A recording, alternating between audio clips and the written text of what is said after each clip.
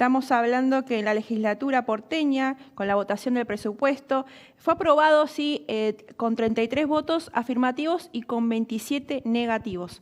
Organizaciones sociales, sindicatos, docentes, médicos residentes y concurrentes se concentraron en la puerta de la legislatura, pero no pudieron entrar porque estaba vallada. Esto es a pesar de que la Ciudad de Buenos Aires cuenta con 2 billones de pesos para su presupuesto. El presupuesto presenta ajustes en educación, en áreas y programas destinados a las personas en situación de calle, la economía social y popular, en el área de mujeres y géneros y diversidades, y también en políticas destinadas a resolver problemas habitacionales. Sí, estamos hablando del presupuesto de la ciudad más rica del país como decíamos, se denuncia desde la oposición un fuerte ajuste en áreas muy sensibles, solamente por hacer un punteo muy breve. Por ejemplo, en educación, si comparamos con lo que fue el presupuesto del año 2015, año en el que comienza su gestión en la ciudad Rodríguez Larreta, para esta área en 2015 se destinaba un 24,7% del presupuesto y para el año 2023 va a ser solamente un 16,8%. Exactamente, también en el área de salud hubo diferencias, ¿sí? Mientras que en 2015 esta área, la de salud precisamente, representó un 21,8%, en el 2023 esta área será del 15,2% del presupuesto asignado.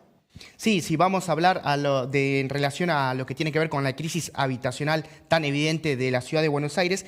El presupuesto del Instituto de Vivienda de la Ciudad en 2023 va a tener la misma participación, es decir, la misma proporción en porcentajes en el presupuesto que lo que tenía en el año 2015, cuando todavía no se habían iniciado la mayoría de los procesos de urbanización, lo que también significa en términos prácticos un brutal ajuste. Y antes de profundizar en el tema, Carla, un detalle también que han compartido muchos legisladores de la oposición, recordemos que tiene mayoría Juntos por el Cambio en la ciudad, es como contraparte el aumento del gasto en publicidad y propaganda, ¿no? Que ese es uno de los pocos ítems que sí va a aumentar. En el 2023 va a aumentar un 171% en comparación a lo que es el presupuesto destinado para este fin de este año, ¿no? De 2022.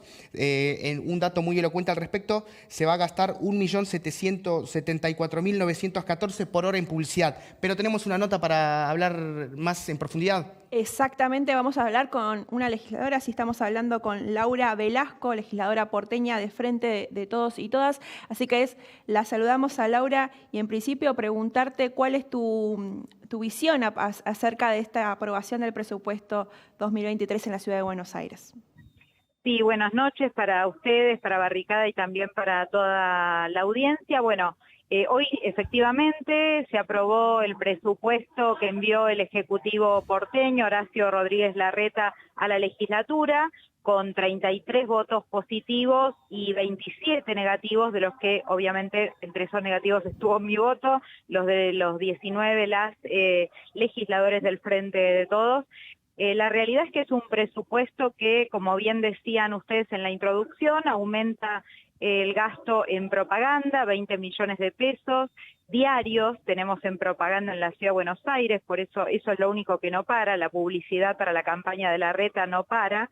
Luego, bueno, aumentó en 400% el ingreso en jefatura de gobierno, ¿no es cierto? Otra área donde hay un manejo bastante discrecional, claramente en función de la campaña de Larreta nuevamente, y bueno, todo lo que tiene que ver con las áreas sociales en la Ciudad de Buenos Aires redujeron presupuesto. Allí sí son todos números negativos. En educación, que ya venimos perdiendo 12 puntos de presupuesto educativo, bueno, este año un puntito más perdemos en presupuesto educativo en la ciudad.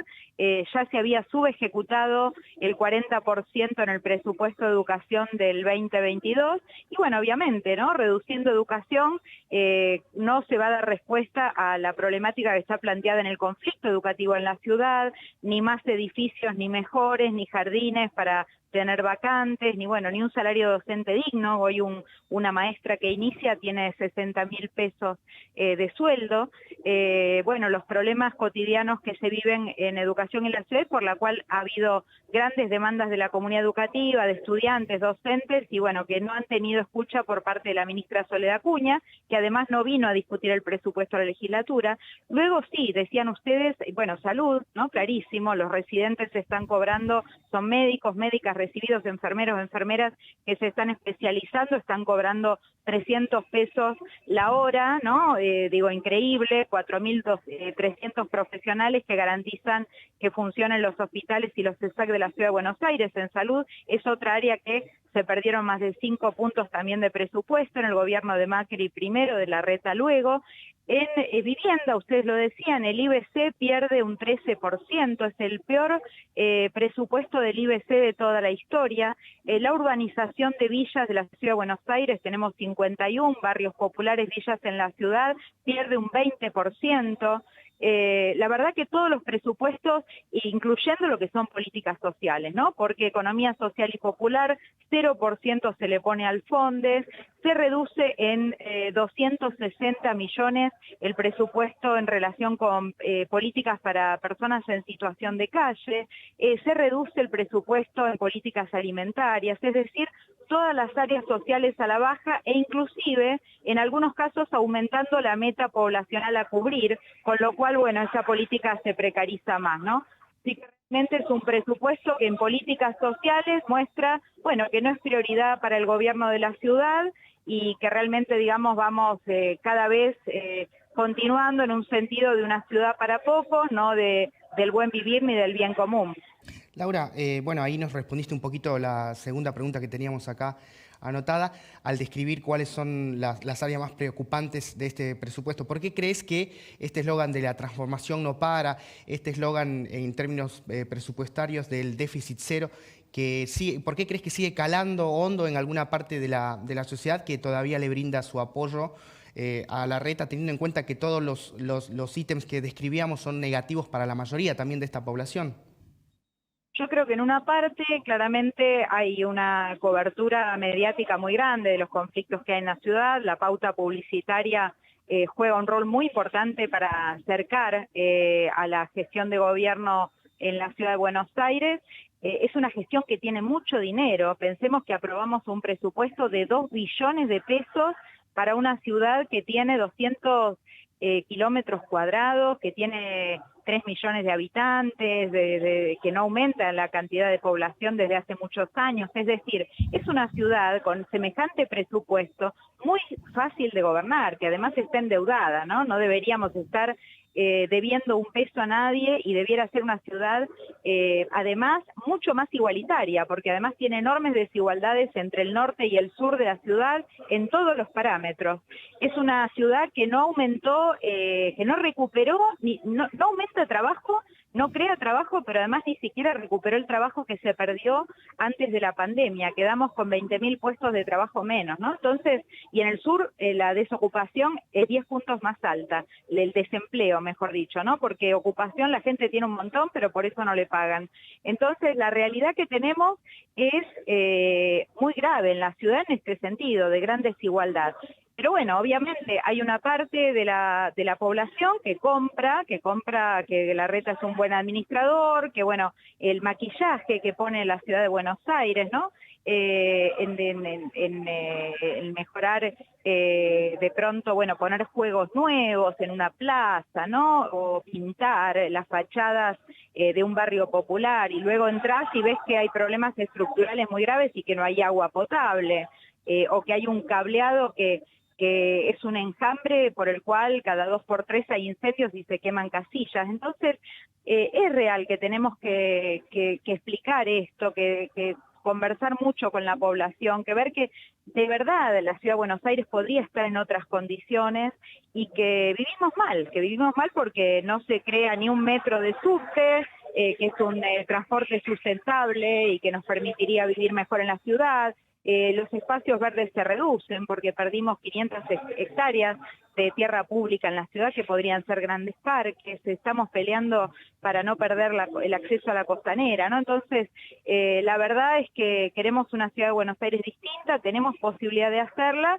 si de verdad damos estos debates de cara a la gente. Y bueno, creo que tenemos una oportunidad también de construir un proyecto de ciudad distinta, ojalá que lo podamos hacer. Bien, retomando ese último punto, sí, de un proyecto electoral de una ciudad distinta, ¿cómo crees que sería posible poder organizar de esta manera otra forma de ver la ciudad y que la gente, más que nada, se sienta partícipe de ese tipo de cosas? Hemos entrevistado a muchos vecinos aquí en Barricada TV en varias ocasiones en contra de las medidas de Larreta en sus propios barrios. ¿De qué manera es posible una campaña electoral que también visibilice y junte un poco a toda esa gente que está protestando también por el gobierno de Rodríguez Larreta? Yo creo que lo que decís es una clave, tenemos que pensar en una política muy participativa, con las bases, reuniendo los distintos espacios. Me ha pasado de ir a barrios como Núñez, donde me encontré con gente que lo había votado a Larreta y que sin embargo estaba enojada porque construían una torre que le sacaba el sol a la plaza. Entonces hay un modelo de ciudad que también nos permite interpelar a una parte de la población que tal vez no es la que está tan mal económicamente, pero que sin embargo, bueno, podemos incorporarla a discutir otro proyecto que sea así más solidario sin ninguna duda, de una ciudad más igualitaria, que es algo que tenemos que discutir fuertemente y que es base de nuestra mirada, al menos desde el Frente de Todos, pero también trabajar con otros vecinos que hoy se sienten molestos porque realmente el modelo de especulación inmobiliaria y de negocios que se viene llevando adelante en la Ciudad de Buenos Aires muchas veces se lleva por delante el propio patrimonio histórico y el bienestar que tienen los barrios. Y creo que allí hay una parte de los vecinos y vecinas que están participando en relación con distintas causas, como la causa ambiental, como la causa feminista. Nosotros hemos planteado hoy en la legislatura, y yo me puse la camiseta en la sesión, que queremos un Ministerio de las Mujeres, Géneros y Diversidades en la ciudad, que lo tenemos nacionalmente, que lo tenemos en provincias como Buenos Aires, Córdoba, Santa Fe, y en la ciudad, sin embargo, tenemos un área desjerarquizada y con un presupuesto cada vez más chico. Así que creo que en esas causas hay que embanderarnos y convocar a participar en la política.